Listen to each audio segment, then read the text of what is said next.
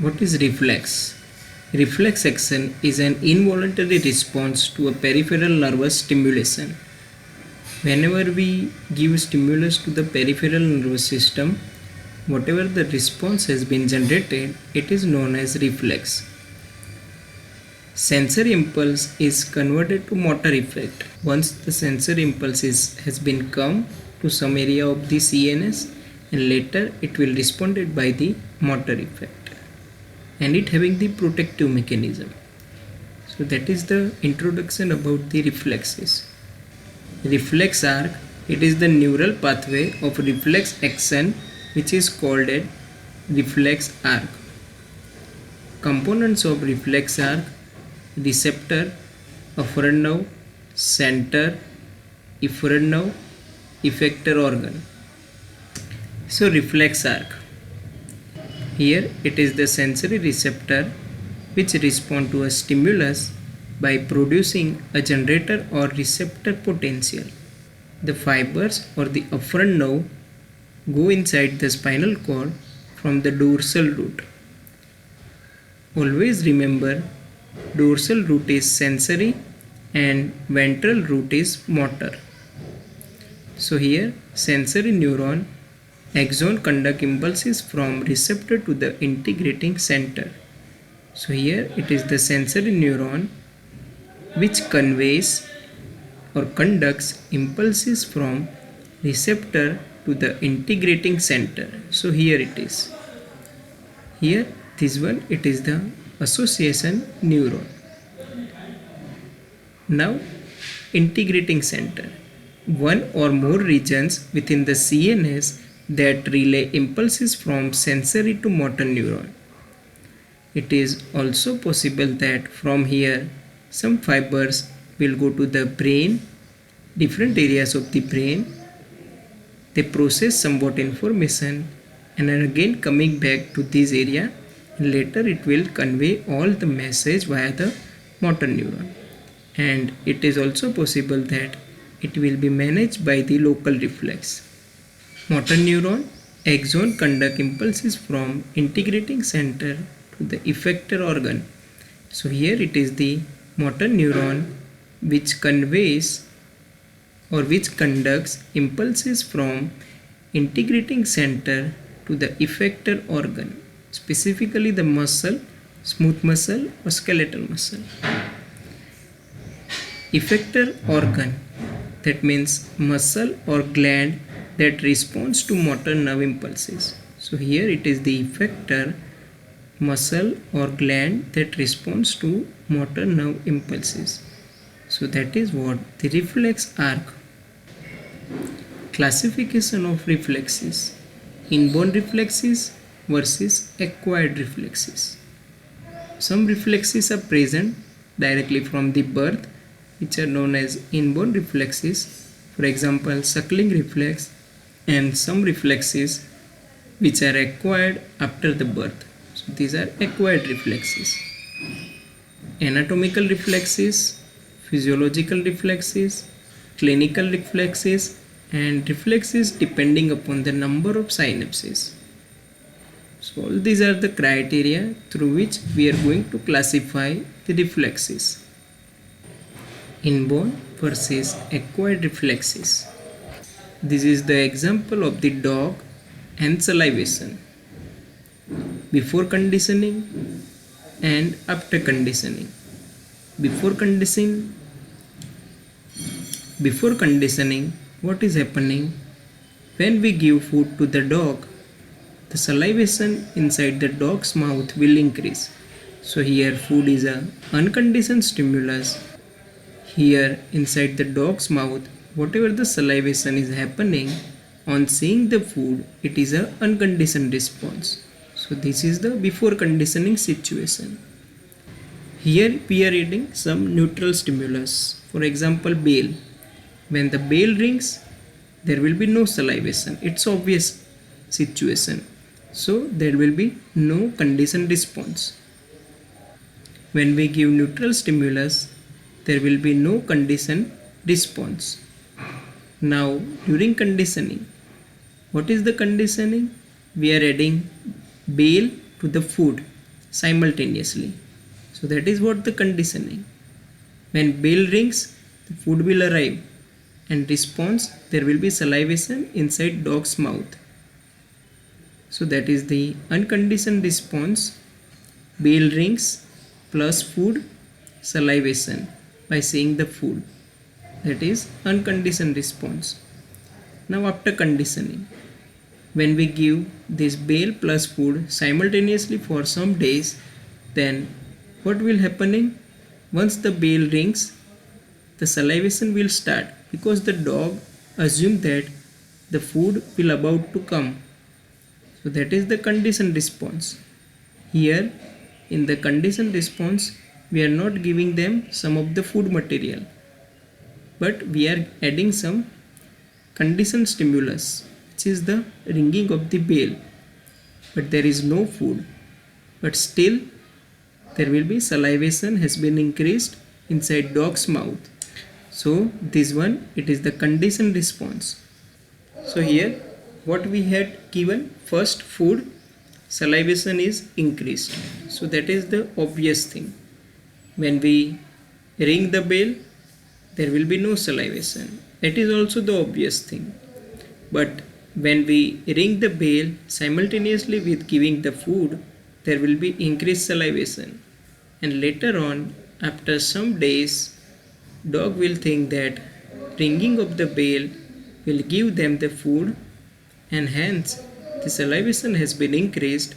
So this is known as conditioned response, and we can consider this as a acquired reflex. Which are the anatomical reflexes? Cerebellar reflexes, cortical reflexes, midbrain reflexes, bulbar or medullary reflexes, and spinal reflexes. So all these considered as anatomical reflexes. Which are the physiological reflexes? Flexor reflex, it's a protective reflex, and extension reflex, which called as anti-gravity reflexes. Okay, so next, depending on the number of synapses, we are going to classify the reflexes as monosynaptic reflexes and polysynaptic reflexes. Monosynaptic reflexes, these are the bicep reflex, tricep reflex, knee reflex, and ankle reflex. These all are considered as deep tendon reflexes. We can also speak reflexes as bicep jerk, tricep jerk, knee jerk, and ankle jerk. Withdrawal reflex is considered as polysynaptic reflex. Here we are giving the knee reflex or patellar tendon reflex or patellar reflex. The stimulus is tap to the tendon to stretch the muscle. So we have to give tap on the tendon of the patella or patellar tendon. Now when we give the stimulus, the receptor will be stimulated. Which are the receptors? Muscle spindle, which stretches and fires. That means muscle spindles are stimulated. Afferent nerve. Action potential travels to the sensory neuron. So here it is the afferent nerve, and this action potential which is traveling through the afferent nerve enter into the spinal cord through the dorsal root. As I told you earlier that dorsal root is always sensory. Integrating center, sensory neuron synapses in the spinal cord. So here it is the sensory neuron which makes synapse inside the spinal cord. And here the somewhat type of integration has been done. And what will be the response? There will be two responses has been generated. First response, efferent path 1. It will go to the somatic motor neuron, or it will go via the somatic motor neuron. Effector 1, quadriceps muscle. So via the somatic motor neuron, the efferent nerve going to affect the quadriceps muscle, and what will be the response? Quadriceps muscle will contract and swinging of lower leg towards the forward direction. So from here to this direction, because when the quadriceps muscle will contract, it is going to extend the knee joint. So that is what the thing is happening over here. Now on the response number 2, via the efferent path number 2, interneuron inhibiting the somatic motor neuron. Here inside the spinal cord, one motor neuron is stimulated and another motor neuron is inhibited. So here in the efferent path number 2, interneuron inhibiting the somatic motor neuron, effector number 2, hamstring muscle. It is going to supply the hamstring muscle, and what will be the response? Hamstring stays relaxed. So there will be relaxation of the hamstring muscle. So it allows extension of leg, and it is also known as reciprocal inhibition. When we give stroke on the patellar tendon, which is a tendon of quadriceps femoris muscle, so there will be contractions of the quadriceps femoris muscle, but simultaneously there will be inhibition of the hamstring muscle. That's why the extension response has been possible. The patellar tendon or knee jerk reflex illustrate a monosynaptic stretch reflex and reciprocal inhibition of the antagonistic muscle. So here quadriceps femoris muscle has been stimulated and it is going to be contracted. Simultaneously there will be inhibition of the hamstring muscle, and it is known as reciprocal inhibition. The extension of the leg is possible at the knee joint only when the extensor muscle has been contracted simultaneously with the relaxation of the flexor muscle. So that is the monosynaptic reflex, and here I give you example of the patellar tendon reflex or knee jerk. Polysynaptic reflexes. How the polysynaptic reflexes has been working, and here it is the excellent example of the walking. First one, when our foot is on the ground, so it will be the painful stimulus to the nociceptor. Nociceptor are the receptors which sensitize the pain. So when we put our leg on the ground, it will give the painful stimulus to the nociceptors which are present on the foot, and they are stimulated. So first painful stimulus activate the nociceptor, and once the nociceptor has been stimulated, the impulses go to the spinal cord via the sensory neuron. So here it is the number 2, primary sensory neuron enters the spinal cord and diverge. So whatever the information which is carried by this primary sensory neuron has been entered the spinal cord via dorsal root, and it is dividing into number of branches, and they are going to make multisynapse. Hence it is known as multisynaptic reflex. So there are 3 different types of pathways which are going. So the first 3A, which is ascending pathway to the brain. So here what is happening, whatever the sensory neuron will come and it divide into branches, and out of all, one branch will activate this collateral. One collateral activates ascending pathway for sensation of the pain and postural adjustment, shift in the center of the gravity. Now you must have to remember which are the pathways for the pain. Now in the second thing, withdrawal reflex which pulls foot away from the painful stimulus. How the foot is pulled away from the painful stimulus? When there will be flexion at the hip joint as well as flexion at the knee joint is happening, then and only the foot has been removed from the ground. How it is going to be removed? The extensor muscle must have to be relaxed, whereas flexor muscle must have to be contracted. Now here you are seeing that this neuron supplying this muscle and extensors are inhibited, whereas the flexors are contracted for this knee joint.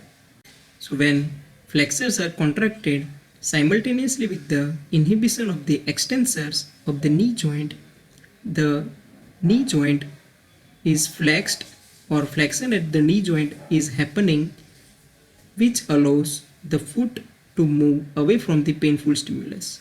So we just lift the foot away from the ground. All our body weight has been transferred to the another foot. So on the another foot must be in a situation of the extension to handle the weight which is given by some other foot and our body to maintain our posture. So via the crossed extension reflexes which supports the body as weight shift away from the painful stimulus. This one, it is the crossed extensor reflex which supports the body as the weight which shifted away from the painful stimulus. So here one foot has been lifted away from the ground so that whole body weight has been supported by some other foot. To support the body weight, this leg must have to in an extend position at the knee joint. So how it is going to be achieved? So extensors contract as weight shift to the left leg. When the weight come to this leg, the extensor muscles of the left leg has been contracted. Simultaneously there will be inhibition of the flexor muscle. That's why it is known as crossed extensor reflex, which supports body as weight shifts away from the painful stimulus. Or that is the thing which is happening when we are walking. So it's a polysynaptic reflexes or multisynaptic reflexes. So that is the withdrawal reflex in one leg. Simultaneously there will be crossed extension reflex in some other leg when the one foot has been lifted away from the ground. And it's a multisynaptic reflexes. As you are seeing, the number of synapses are there in the spinal cord. Hence it is known as multisynaptic reflexes. Clinical reflexes, superficial reflexes, deep reflexes, visceral reflexes, and pathological reflexes. Which are the superficial reflexes? Plantar reflex, abdominal reflex, cremasteric reflex, corneal reflex, conjunctival reflex. So all these are the superficial reflexes. Which are the deep reflexes? Deep reflexes are also known as deep tendon reflexes. So these are the biceps jerk, triceps jerk, knee jerk, and ankle jerk. Visceral or autonomic reflexes. How it is going to be happening? When we give stimulus, the receptor has been activated and via the sensory neuron, the information has been reaching inside the CNS integrating center, and from there some type of analysis has been done, and via the preganglionic autonomic neuron it will enter into the autonomic ganglia, and from the autonomic ganglia via the postganglionic autonomic neuron it will go to the target cell and the response has been generated. In case of autonomic reflexes, the efferent pathway having the preganglionic autonomic neuron, autonomic ganglia, and postganglionic autonomic neuron. So these are the preganglionic fibers, these are the postganglionic fibers, and autonomic nervous system, which includes sympathetic nervous system and parasympathetic nervous system. So all autonomic reflexes are polysynaptic with at least one synapse in the central nervous system and another in the autonomic ganglia. So here it is the autonomic ganglia, and this autonomic ganglia is present in both the sympathetic nervous system and parasympathetic nervous system. In case of sympathetic nervous system, this autonomic ganglia is present just parallel to the spinal cord or just near to the spinal cord, but in case of parasympathetic nervous system, this autonomic ganglia is present just near to the target cell. Or in some other words, we can also say that in case of sympathetic nervous system, these preganglionic sympathetic fibers are much shorter than that of the postganglionic sympathetic fibers, but in case of parasympathetic nervous system, these preganglionic parasympathetic fibers are much longer than that of the postganglionic parasympathetic fibers. As in the parasympathetic nervous system, the autonomic ganglia is present just near to the target cell. So that is the visceral or autonomic reflexes.